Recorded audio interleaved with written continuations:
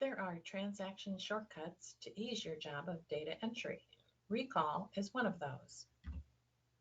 Recall is available in the processes of payments, receipts, general journals, vendor invoices, or customer invoices. Let's go to payments. We have our fund and bank account selected at the top that filled in. We're going to pick a vendor that we have Eastview Service and Supply. And we do a few different things with Eastview Service and Supply.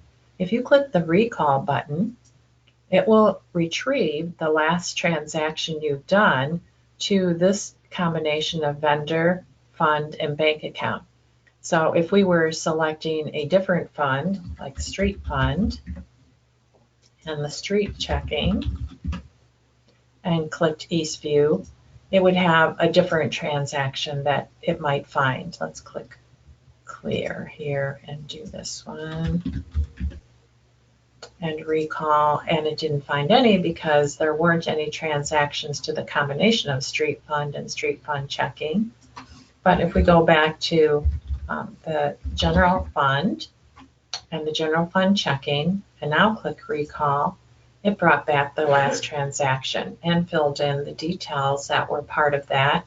Each time you click recall, it's going to go back one more transaction. So as we click through here, you can see all the different things that we've done with the vendor of Eastview Service.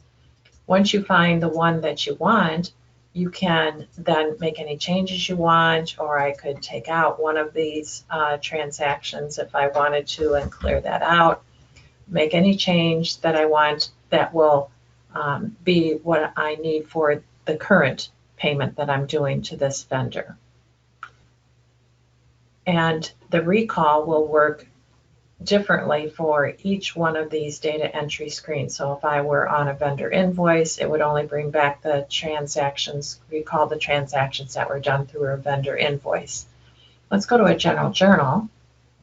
And if I pick the same vendor there and click recall, again, it didn't find anything because I haven't used Eastview Service in a general journal with CenterPoint Village.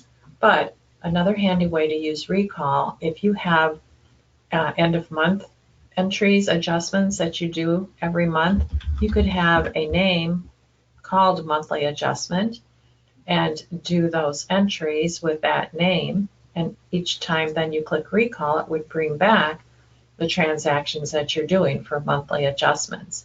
And if you had several different monthly adjustments, you can have as many as you want to that name, click recall, and just keep recalling back the one that you need this time.